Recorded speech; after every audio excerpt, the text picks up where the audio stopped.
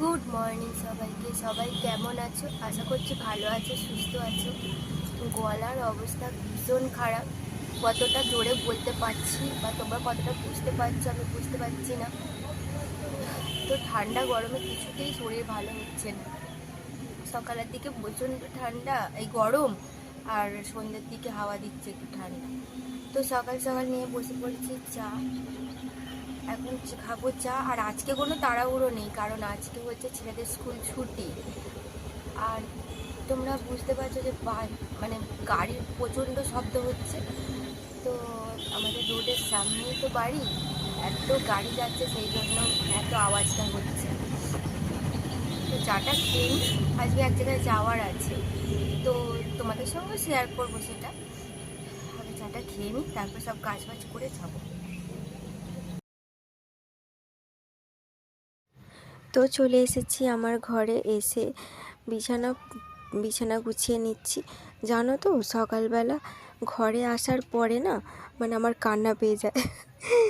এটা হচ্ছে ধ্রুব সত্যি কথা, যে এত হারে বিছানাটা নোংরা হয়ে থাকে, যেন মনে হয় কিভাবে গোছাবো। কেন বলো তো, মানে এই যে এই কাঁথাগুলো দেখছো, এগুলো মানে খোলার আমার কোনো দরকারই নেই। সেগুলো মানে আমার ছেলেরা সব ঘেঁটে ঘুঁটে সব খুলে মানে খেলা করে, বাচ্চা থাকলে যেমন হয়। তারপর আমার ওই জন্য ঘর গোছাতে এত দেরি হয়ে যায়। সব গুছিয়ে টুছিয়ে ভালো করে টান টান যতক্ষণ না হবে ততক্ষণ তো আমি ছাড়বই না। দেখো, সব গুছিয়ে টুছিয়ে পরিষ্কার করে রেখে তারপরে ঝাঁট দেওয়া হয়ে গেছে, মোছার জন্য চলে এসেছি।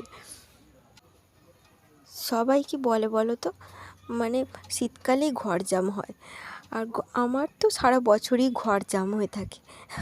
আমার তো ছোট ঘর, দেখো কত ছোট ঘর, তোমরা দেখতেই পাচ্ছ। তার উপরে আবার কত জিনিস ঘরের।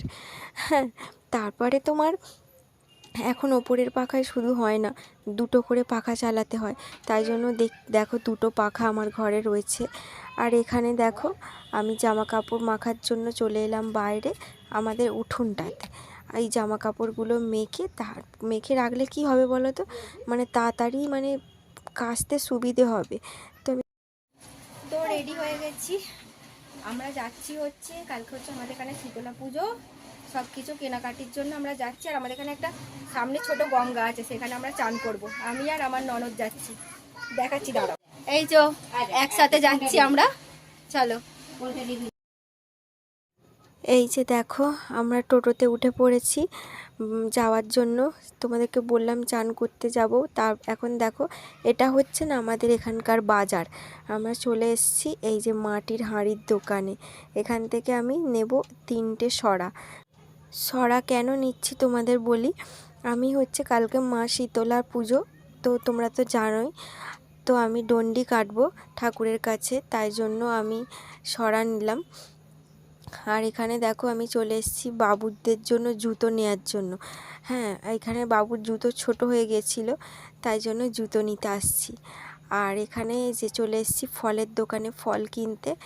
ফল কিনে নিয়ে তারপরে আমরা যাব স্নানের জন্য। এখানে না ফলের দাম অতিরিক্ত, মানে কোনো একটা পুজোর সময় হলে মানে এত হারে দাম বলে না ফলের, যে ওনাদেরও কোনো দোষ নেই, কারণ ওনারা যেমন দামে পায় সেটাই বিক্রি করে। যাই হোক, নিতে তো হবেই। তো ফল টল নিয়ে তারপরে আমরা চলে এসেছি পুরো ঘাটে। দেখো, সেই তোমাদের বলেছিলাম এটা হচ্ছে একটা খাল, ঠিক আছে? এই খালটা গঙ্গার সঙ্গে যুক্ত।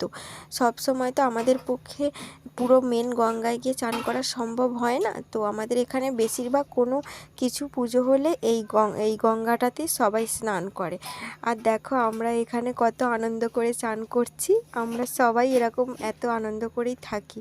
হ্যাঁ, সবাই খুব মজা করলাম। তো এই যে বাড়ি চলে এসেছি, বাড়ি চলে এসে ফ্রেশ হয়ে নিয়েছি। এবার একটু খাবো, রেস্ট নেব, আর ছেলেদেরকেও খাওয়াতে হবে, ঘুম পাড়াবো। আবার তোমাদের কাছে পরে আসছি। তো বিকালবেলা ঘুম থেকে উঠে পড়েছি, এখন একটু বাইরে যাব। আর তোমাদেরকে সকালে বলছিলাম না যে আমাদের এখানে শীতলা পুজো। চল, আমাদের কত সামনে শীতলা পুজো তোমাদেরকে দেখাই। এই যে দেখো, আমি যেখানটা দাঁড়িয়ে আছি সেখানটা হচ্ছে আমাদের বাড়ির বাইরেটা, আর এই দেখো এখানে এটা হচ্ছে সেই বটবৃক্ষ, এর ছাওয়ায় এসে কত মানুষ বসে জানো। আর এখানটায় হবে শীতলা পুজো। তো এখন আমি রান্নাঘরে, সন্ধ্যাবেলা ছেলেদের পড়ানো হয়ে গেছে, চাটা খাওয়া হয়ে গেছে, পুরো মুখের অবস্থা দেখো, পুরো ঘাম ঘাম। আর কালকে তো বললাম আগে শীতলা পুজো, তো কালকে এর জন্য ভাত করে রাখতে হবে। এই দেখো এখানে ভাতের চাল ধোয়া রয়েছে, আর এখানে হচ্ছে ছেলেদের সুজি, আর এখানে হয়ে আছে রুটি, আর এই দেখো এখানে হচ্ছে বেগুন ভাজা। তো তার সাথে সাথে আজকে ভিডিওটা এখানেই শেষ করছি। যদি কিছু ভালো লেগে থাকে প্লিজ লাইক করো, কমেন্ট করো, শেয়ার করো, সাবস্ক্রাইব করতে ভুলো না প্লিজ। পাশে থেকে সাথে থেকো। সবাই সুস্থ থেকো, ভালো থেকো, সাবধানে থেকো।